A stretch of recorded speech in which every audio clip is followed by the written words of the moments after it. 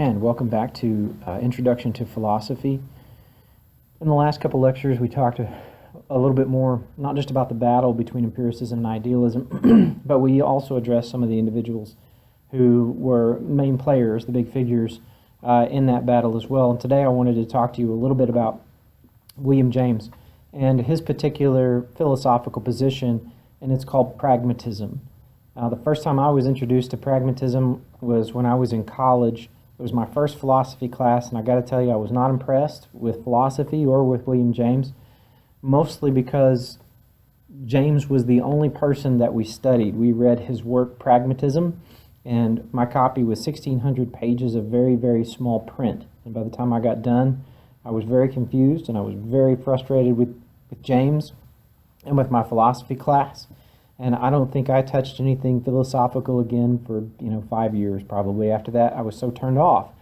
Hopefully that's not an experience that you'll have here as we start talking about James. Hopefully, and I expect many of you will kind of cozy up to James in a way, because he is one of the more practical writers in philosophical thinking. He's going to be somebody who's in fact going to say that experience, a person's own experiences, and common sense are some of the best things that we have, and we should rely on those things, right? Not just the five senses experience, but kind of the sense of that every experience is someone's experience, and so you have your experiences, and they're yours, and you really have had them, and those things have to be taken into account by philosophers, and they can't be dismissed out of hand just because another person hasn't had that experience. It doesn't mean that you haven't had that experience. And so he's going to be very practical and experience-based.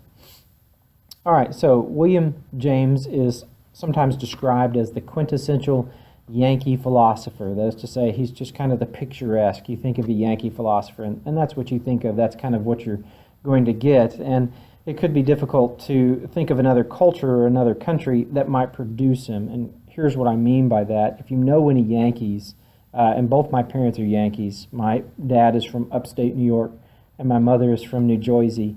And so both of these Yankees, this Yankee mentality is something that I have lived with. Now, I grew up in Oklahoma, and so it was a little different in the sense of that my culture was not the culture that my mother in particular, she's much more Yankee than my father, that she grew up in. She used to make tea, and I hated tea. It was so disgusting.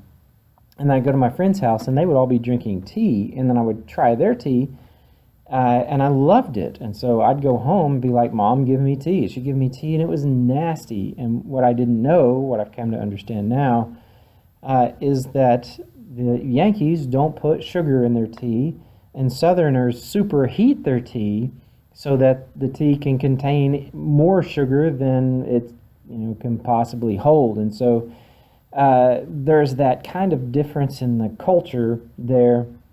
And so a lot of my family is also Yankee. And when I'd go to visit, you can see the cultural differences there. And so the Yankee women who might dress much more plainly than the Southern women, and again, no sugar in their tea, and a lot of the dishes that they served and consumed were a lot less seasoned. There wasn't the kind of gravy that you get in the South, and so things are more plain and more straightforward. And Yankees tend to be very straightforward in the way they talk to each other and to other people as well. And so it's easy, if you're a Southerner, if you're used to so-called Southern hospitality, if a Yankee comes into your environment, and if they're just a Yankee, sometimes they can cause people to be offended, and they don't necessarily mean it. It's just a difference in the way Yankees approach things. And so when I say that James is that quintessential Yankee philosopher, he is straightforward. He says what he means. There's no frills. There's no nothing. He is not going to put sugar in his tea. He's not going to put any seasoning in his vegetables. He's just going to eat them the way they are. And so he's going to be straightforward in his philosophical thinking and writing. And so James wants to be clear. He wants to be pragmatic, practical. He wants to have that kind of basic Yankee thought where there is a tremendous amount of confidence in the evidence of good sense and again, of common sense. he said, or not he says, but just realizing that he is realizing that for all of its faults, common sense probably is the best thing we've got going for us, because our senses can fool us sometimes, and even our rational minds can fail us sometimes, but good sense seems to be something that if we hold on to it, it certainly can direct us. And James wants to rescue thought, he wants to rescue philosophical thinking from what's sometimes called overdone academic hubris. And the word hubris there just means pride, and it's not just kind of a proud thing that you might have in the sense of that you're proud of a child who accomplishes something. Instead, hubris is that tremendous pride that causes people to make tremendous mistakes. It's over proud, it's over pride. He didn't get to his position right away. A little bit of background on him here now. But rather, he came to his position through a life of experience. Life for him began as a child of privilege. He was born in 1842 in Manhattan, and he was the oldest of 4 children and the grandson of a multimillionaire. Now, he was born in 1842 in a time when $25 a month was a good salary, and he was born to a multimillionaire in the mid-1800s. So money is going to be something that he definitely has. Highly, highly privileged multimillionaire in the 1800s. As a child, his school life was interrupted often by travel. By the time he was 18, he settled on a career as a painter. Remember, philosophies often have a broad array of interests, right? So he settles on a career as a painter when he's 18, but he abandoned that in less than a year and instead took up the chemistry program at Harvard. It took him a little longer to complete his studies than usual because of health issues, and the health issues that he had, he said, were best cured, they were best relieved by reading. And James was one of those individuals who he would read something and retain what he read, which made him a jerk, because I have to read something over and over and over again if I'm actually going to retain it and be able to use it later. But he could just read it and retain it. He did spend 6 years getting a medical degree, and then he also, that was interrupted once because he took a trip down the Amazon, which later reported wasn't as interesting as he had hoped it would be. And then a second time his studies there were interrupted, his medical studies were interrupted, and when he made a trip to Germany.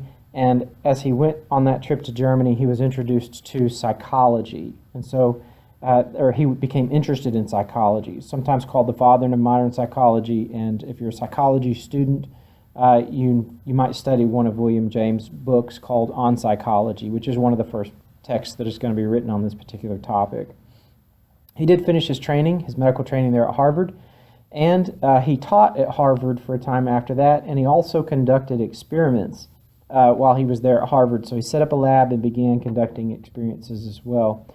His health problems continued, but he continued to work on as well. He wrote a textbook on psychology that I've already talked about, and he wanted to answer the question, what is it that we accept as true, or what's the right attitude through our experiences of the world? He will address this in ethics, the ethics of life, as he tries to move forward and give us insight into what knowledge is, and more importantly, what experience is, and how we should use those experiences as we move through our lives. All right.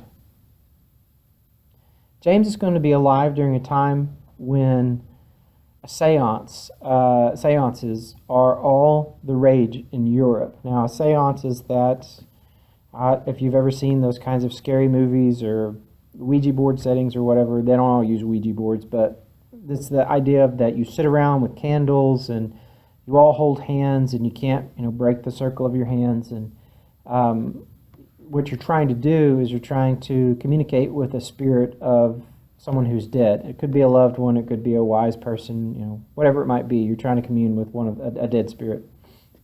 And so these type of things were, the seances were real popular. It was a real fad in Europe part of the time when James was alive. And so people are having all of these different kinds of experiences. And so James, rather than coming in and saying, this has to be the way it is, it has to be empiricism, or it has to be idealism, or it has to be this. Instead of that, what James is going to do is he's going to walk in and say, these people are having this experience, and we can't simply dismiss the experience because the rest of us perhaps don't believe in it or haven't had the experience. We have to take this into account as an experience that someone is having, and so it's something that we have to account for. James is going to say, so then what about things like religion? What about premonitions? What about out-of-body experiences and all of these other things? James is going to be consistent, and he's going to say that no set of experiences has any type of authority over another set of experiences. Now, there you can hear him use the word experience, and I've used it several times talking about his pragmatism. James is really, really going to be focused on the idea of it's really about an experience. If a person has an experience, they have had it. And no authority can just walk in and say, no, you didn't. They have to somehow account for it. Now, they might be able to prove that the experience that the person thought they had was actually a fake one, but that person did have an experience, and so they have to deal with it. They can't simply dismiss it out of hand, but it is something that they have to deal with. So no set of experiences has any authority over another set of experiences. It's not the job of science or philosophy to declare which experiences are legitimate. Now, let me back up and say, it's not the job of science, nor is it the job of philosophy to say which experiences are legitimate, right? Now, this is going to be a kind of a different step. It's going to be a different approach from the other guys that we've been looking at so far. And so, the business of science and philosophy is to come to terms with experience as it is had. So what's the job of science and philosophy? It's not to say you did or didn't have it, but it's to say, okay, you had this experience. Now what do we do with that experience? And somehow then they have to deal with the fact of that persons are having these experiences. No experience is off limits. If you find a set of experiences that don't line up with science and philosophy, then that signals a problem for science and philosophy. It doesn't signal a problem for the experience of the individual. Remember, experience is going to be everything. It's the trump card. Experience is under no obligation to justify itself before some kind of court that declares itself to be of a greater authority, and no experience can be dismissed as too complex or too strange. Now, this is not an association theory of mind. It's not what Hume was doing as that parade theory that we outlined in previous lectures. It's not that. This is rather the idea that mental processes are elemental. It's the idea that there's something else that goes along with it, that it's not the association theory of mind. James is going to look at Hume's association theory of mind. Right? A leads to B leads to C. He's going to look at that, and he's going to ask, who has had an experience like that? Has anyone ever really experienced seeing A followed by B followed by C? And we talked about this a little bit last time in Kant. Remember, he's going to say that no one has ever had an experience like that. Instead, the experiences that we have are the same ones we talked about last time, where they're streaming forward. They move in a continuous fluid motion rather than that kind of A, B, C. No one has ever stood outside of this experience and witnessed A followed by B followed by C. And since no one's ever experienced it, James is going to have he's going to have difficulty accepting it as being legitimate, because experience is that trump card when it comes to James. So if nobody's experienced it, he's not sure that we should rely on it or that it should be considered as being reliable.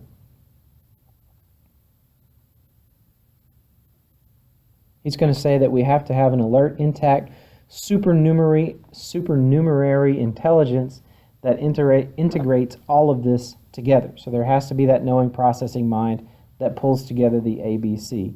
As a rule, James wants to base everything in experience. That is, everyone's thoughts belong to them. And so people aren't thinking about, they're not having an experience like this, but what he's saying is that everybody's thoughts belong to them. They're not pulled together in the association They are a continuous stream of consciousness. They're that continuous stream of consciousness, and no one has ever witnessed the parade. James claimed James claimed the other characteristic of thought is that of selection. So we have the stream, but we also have selection. And this is going to be really, really key to James. What he's going to say is that we pick and choose as we walk through the world. We decide what to focus on. We decide as lots of different experiences come to us through our five senses, we pick and choose. We don't experience everything that happens around us, and in fact, we can't. And so I challenge my students as I asked them as they were walking to class on that morning, did they experience everything between their car and the classroom? They couldn't possibly have picked up on all the experiences that are around them, and instead you pick and choose. And so I used to work grounds when I was in college, and so one of the things that I pick and choose as I'm walking around on a college campus is I pick and choose to look at the grass, because one of my jobs was weed eating, and I had a partner who did the edging, and so I kind of judge the weed eating and the edging and how well it's done as I'm walking around on college campuses. And I also used to plant a lot of the different flowers and grasses that are they're trying to beautify the campus, and so I've done a lot of that, and so I pick and choose looking at that based on previous experience. That's something I'm interested in, seeing how well they did or how well they perhaps didn't do what they need to try to fix. I also pick and choose as I go to a lot of my classes to pay attention to traffic, because that keeps me safe. I also pick and choose to look at my cell phone often as I'm walking down the sidewalk for various reasons. I keep my cell phone there visible. I also pick and choose to witness some acorns that are lying on the sidewalk so I don't have my foot roll on the acorn. We tend to select, James says, the things that are around us. We don't notice everything. We can't possibly experience everything. And so he's going to say here that Hume's idea of we see event A followed by event B followed by event C can't be right, because it assumes that there really just is this event A that's happening around us, and that's not true. There's lots of events that are happening all around us, and we don't just witness A, B, and C, we choose. And in fact, we could choose to ignore A, whatever A might be. I might choose to ignore the oncoming semi, and my consciousness, my ability to pick and choose, might decide I don't want to pay attention to that. Now, event B and C might follow, and I might be smeared, but I get to choose that. It's not that the world around us just moves in this kind of event A, event B, event C. There's tons of things that are happening all around all of us, and we select. We select what we choose. It's not just this herky-jerky thing. So it might be that you've got event A,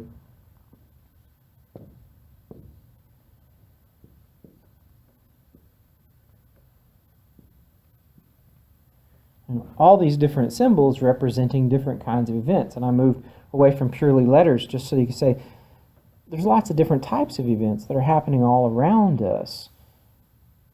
This is way too linear. It's not broad enough. It thinks in one step at a time instead of thinking in cloud format and then bringing all of that into us, which is what our brains do. That's why we're not computers, or that's why it's not exactly right to say we're computers. Computers will process this one function at a time. They do it really quickly, so it looks like they're doing a lot of different activity, but they're really just doing one thing at a time. They're just doing it really fast. And what humans do is that we'll take a huge amount of information in all at once. We'll kind of gulp it, right? And so with Hume and his particular structure, it's way too singular. It's too simple. And James says the world is much more complicated than just simply A followed by B. So James is going to say that we select all the different things that are happening around us. And so he's going to develop his ideas about human consciousness and our awareness by saying these four things. He's going to say this is what characterizes consciousness. Number one, every state seems to be part of a personal consciousness. That is to say, everyone's got that I-ness, that is their own, and so everyone's self-aware, and you're your own I, and that's part of your personal consciousness, and it's part of your own personal experience. And so your experience and my experience are going to be different, right? And so every state seems to be an individual state. It's for each an individual person. Within each personal consciousness, states are always changing. So the experiences that you're having aren't static. That means that they're not sitting still, but your experiences are constantly moving. Now, you're choosing which part of your experiences to focus on or to pay attention to, but everybody's experiences are always changing. Nobody's just sitting in place and having just this singular experience and something inside of theirs not changing. So everybody has a personal consciousness. Everybody's state is personal to them, and everybody's state is always changing. Each personal consciousness is sensibly continuous. And so it's personal, it's changing, and it's smooth. It's streaming. It flows. Number 4, it's interested in some parts of its objects to the exclusion of others, and welcomes and rejects and chooses among them all the while. Okay? So it's all personal. It's always changing. It's a smooth change.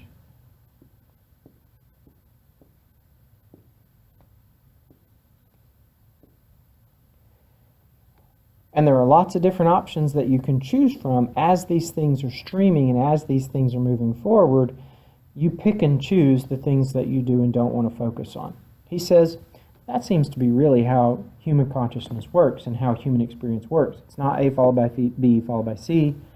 It seems to be something more like this. It's all personal, it's always changing, it's streaming continuously, and we pick and choose among the experiences that are happening around us. Now, one of the key questions for James is going to be the question of where does this consciousness come from? And that's going to be one of the key questions for any idealist who's going to be looking at an empiricist sitting across from them. They're going to say, how did the sense of I-ness develop? And this takes us back to Descartes, right? I am an I, but there is no 5 senses that can tell me that I'm an I. I can't lick my self-consciousness. I can't smell my self-consciousness. I can't see my self-consciousness. I can't hear my self-consciousness. Now, you might hear a voice in your head, but that's not the same sense of understanding that I am an I. I'm an I. And so we can't have those types of experiences through our 5 senses. And James wants to know, where did it come from? Where did it come from? Where did self-awareness come from? And he's going to look at the Humean, meaning David Hume, Humean.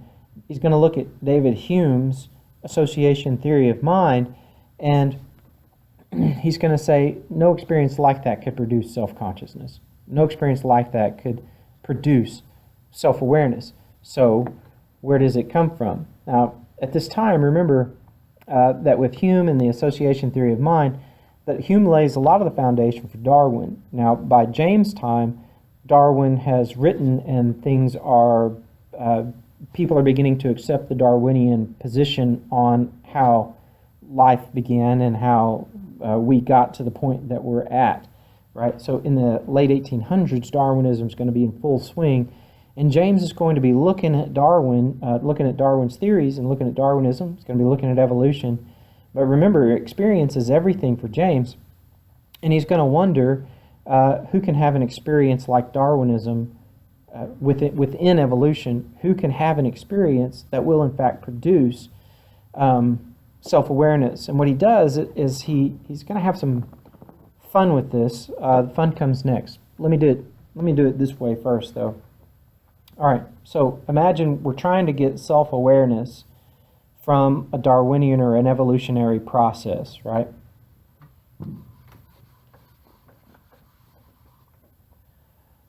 So think of an entity that you would say is the least mentally powerful or mentally capable. What's a thing that has the least amount of mental capability, of mental powers?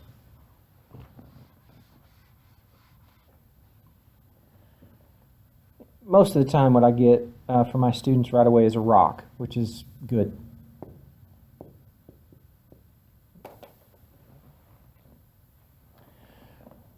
rocks don't have any mental power. They're just there. Now think of something else that has more power, more capabilities, more abilities than a rock. What might you put just like a step above a rock? And usually what I get to plants. You know, people say trees or whatever, but we'll just go with plants because it moves us up the ladder a little more quickly. And then, okay, what might have a little bit more capability than, say, plants? And I might get something like microbes, which I'm going to abbreviate. And so with rocks, plants, we've got microbes. What might have a little bit more capability than, say, microbes? And usually at this point, we start moving into things like insects. Now, my grandfather was a beekeeper, so I understand that not all insects are equal, but for the sake of argument and just to make this quick and try to get to the point, we're just going to throw all insects into the same bag and say insects, there's probably other stuff in between, but who cares? Insects, what might be more capable than insects? And usually I get something like horses. And then what might be more capable than that? Somebody will say cats, or somebody will say dogs. So what I always do to keep the peace between cat lovers and dog lovers is I just write them on the same one, and that way I don't have to deal with, cat lovers and dog lovers fighting with each other in class. So cats and dogs, I just put them on the same scale. Now, what might be a step above that? Usually it's dolphins, and then a step above that, I'm just going to say apes, to kind of put all the different types of monkey, apes, whatever, all in the same bag, right? And then humans, right? And so we have this kind of progression of not very capable to at least seemingly some of the most capable creatures on our planet. So we've made this kind of progression, and as we look at this idea of the progression of mentally capable things, and it's almost Darwinian type progression of how humanity got to where we are as being some of the more capable creatures on the planet. James' question is, where does self-consciousness come from? Or when does self-consciousness come into play? Most of us aren't going to say rocks, plants, or microbes. Once you get to microbes, perhaps we start having the conversation that insects, horses, cats, dogs, all these other things, as to which of these are conscious or aware of themselves, which of them have an I. And it really doesn't matter where you think consciousness might have come into this. The real question is, how could consciousness possibly have come into this evolutionary theory? How could it possibly have suddenly somehow injected itself into something that is purely a biological process? Now, this type of biological process, like I said, is going to be evident in Hume, because Hume is purely naturalistic. There's not going to be any outside force that's bringing in any type of non-physical, non-natural, non-empirical. All of it's going to be based on atoms. But what James wants to know is, because we do have the experience of self-awareness, where does that come in? Where did it, in our chain of evolution, how did this creature, or a creature, how did some creature become self-conscious? Because that is not something that is embodied in atoms. Since it's not embodied in atoms, and if everything is naturalistic coming from atoms, where did self-consciousness come from? Where could it possibly have come from? And so what James is going to say here is that you can't have a creature that is a little bit self-aware, and this just is evolutionary theory, is that you get something that has a little bit, and it passes it on if it's advantageous, and it has a little bit more, has a little bit more, has a little bit more. Right? Now, this is an oversimplified explanation of evolutionary theory, but this is what James is getting at. That's why I'm doing it this way, right? So if you've got something that's advantageous, you add a little more, you add a little more, and eventually it adapts, and it takes that advantage and it harnesses it so that it becomes ever more and more a stronger advantage to its survival. with self-awareness, that's a pretty good advantage, but the question is, how can you have a creature that's a little bit self-aware? A little bit self-aware. Now think about it for just a second. This is what James is trying to say. You either know that you're an I, or you don't know that you're an I. You can't kind of know that you're an I.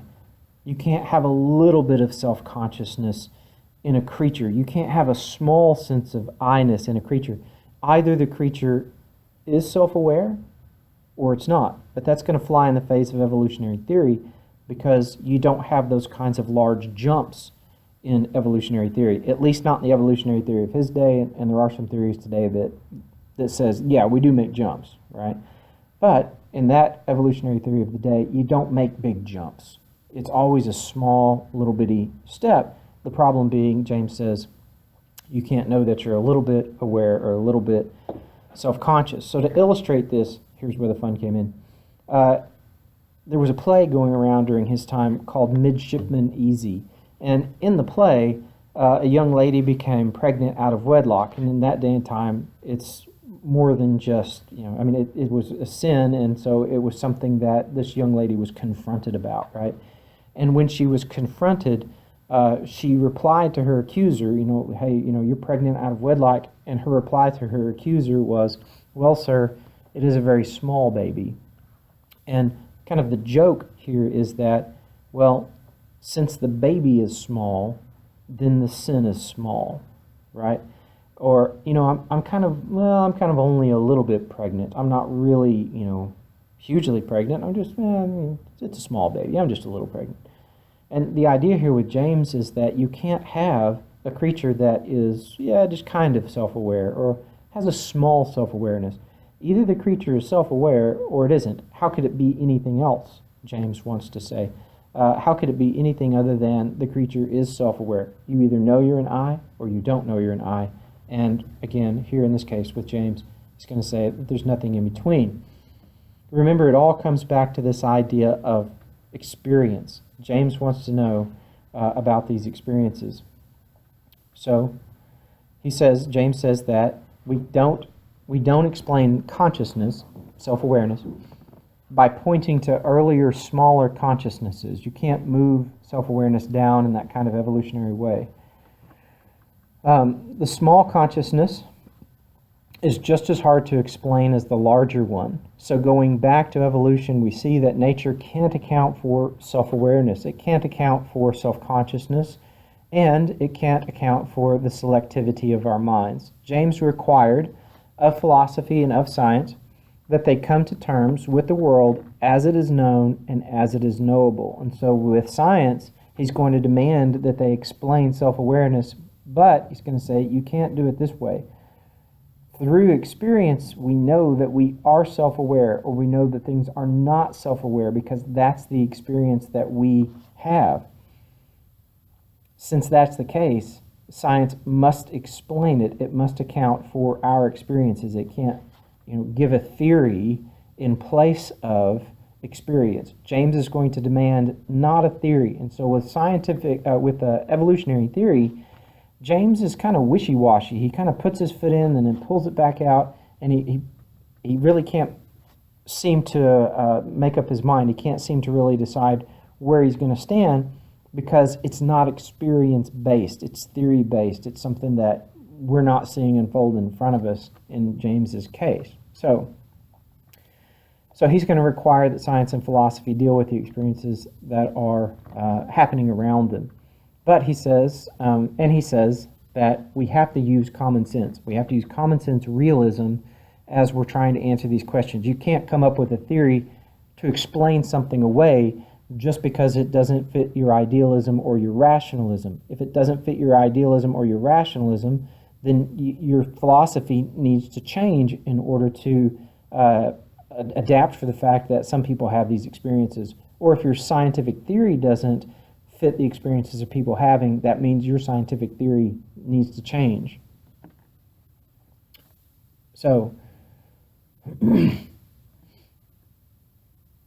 James required that science and philosophy come to terms with the world as known and as it is knowable. That includes every reliable experience, and it summons It is a summons to realism and to common sense realism. But not all common sense is the same, because not all creatures have the same needs or the same desires. And James knows that. He knows that the desires of one creature aren't the same.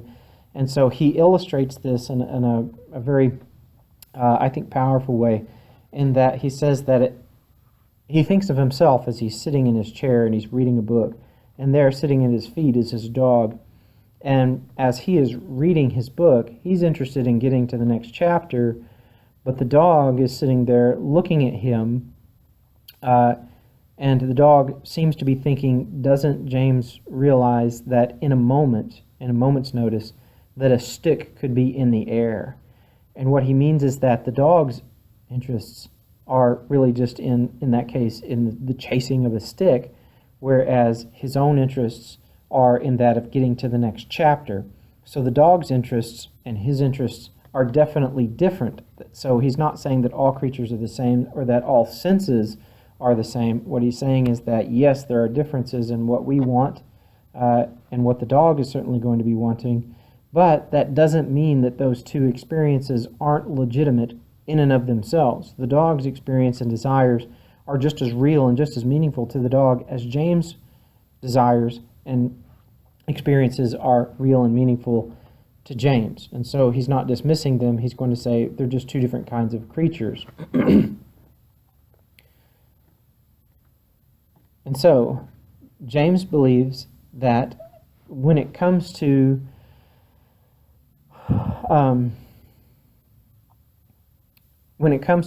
trying to figure out a grounding and a foundation for knowledge, he's going to turn to and he's going to look to experience, and he's going to turn and look to common sense. He wants to be able to rely on his own common sense.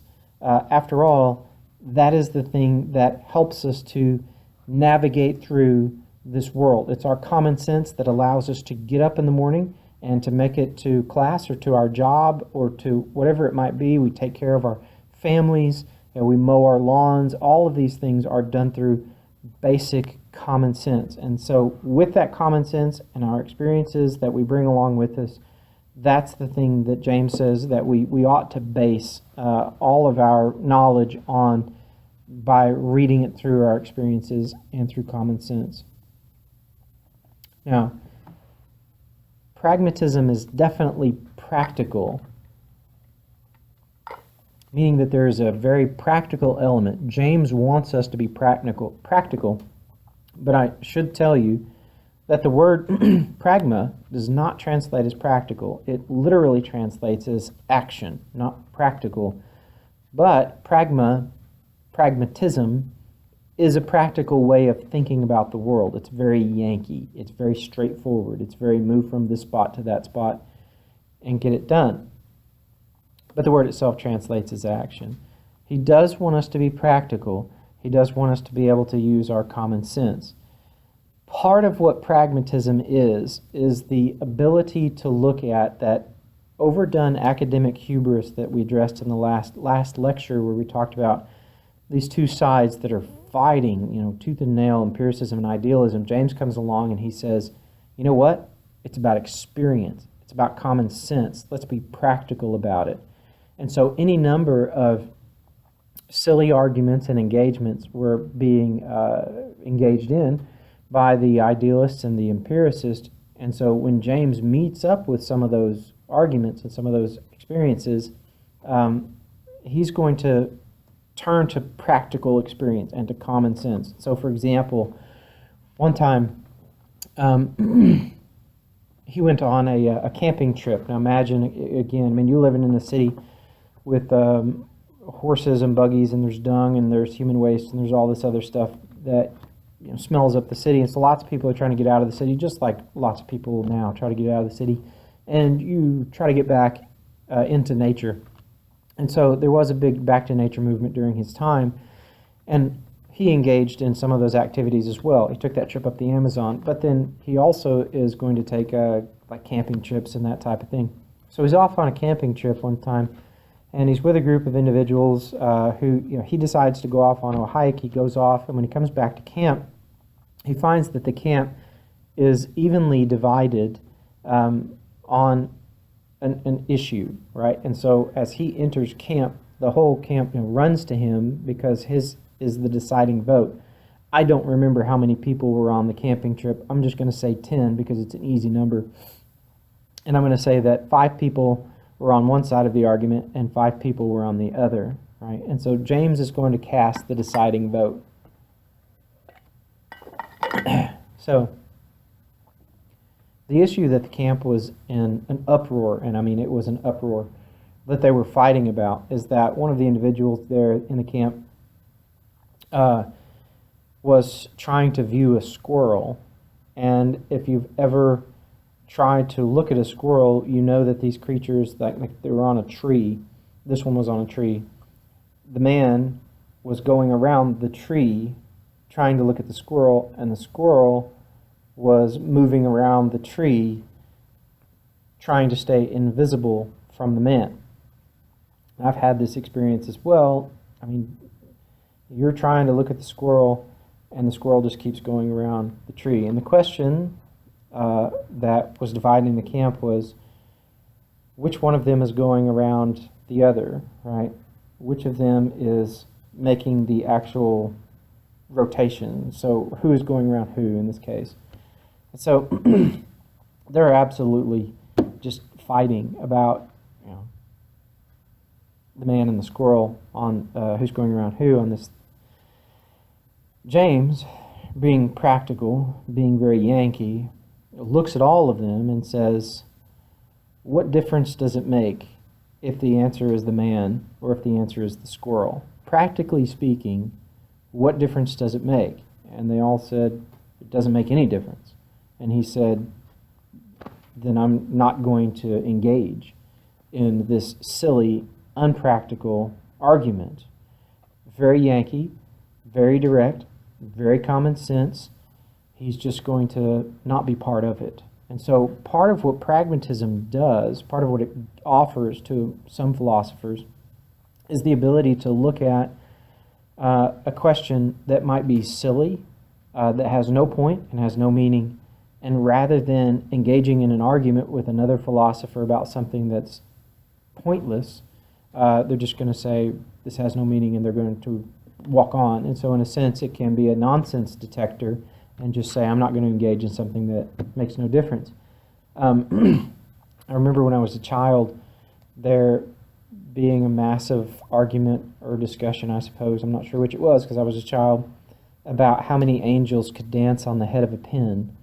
And I remember thinking about that as a child. I was a strange child, and thinking that the answer might be 1, it might be 10, it might be all of them, and there were so many unknowns in that particular argument that this argument is fully and completely ridiculous because we don't know how big angels are, we don't know if they dance, we don't know how many of them could fit on the head of a pin, and it might depend on the size of a pin because we don't know the size of angels, and how could we possibly know, and who cares anyway?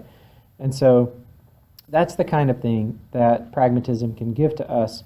It's going to be able to look at philosophy and say, if it's not an argument that matters, if it's not an argument that is making this some type of point, some type of common experience, some type of common sense where it affects us in our common everyday experience, perhaps it's simply not worth arguing about. And so it is that kind of nonsense detector that in some ways can turn us free to be practical. We can rely on our own experiences. We don't have to question our experiences based on the knowing processing mind. We don't have to question our 5 senses like, say, David Hume, who said anything could be the cause of anything. And instead, James says, look, the best thing we've got going for us is common sense, and it is our experience. Let's use those things, put them together, and through those we can understand the world around us, and that's how we should understand the world around us. And so the pragmatic method is primarily a method of settling metaphysical disputes that are otherwise might be indeterminable, and they allow us to look at practical consequences and decide if it's meaningful and if it's not, and whether we should engage or whether the dispute is idle. And so James says we should rely on common sense and our experiences. If complex arguments don't offer answers that use common sense and practical experiences, we are justified in looking elsewhere. So if you get some type of argument and you have to make it really, really complicated in order for it to solve our basic problems, James says look somewhere else, because the answer is probably simpler than that. He's not saying that all answers are simple. Just what he's saying is that if you have to make an argument more and more complicated and more complicated, that probably just means that perhaps there's something wrong with that. Common sense, experience, practicality.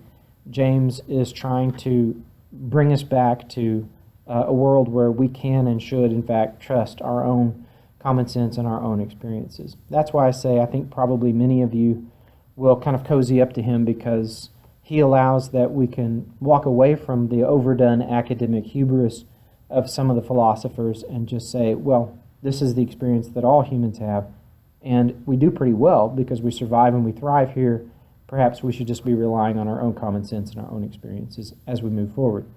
Now, with every philosophical position, there's always strengths and weaknesses. So James' position certainly has some strengths, but pragmatism is going to have some weaknesses as well. That is certainly the case.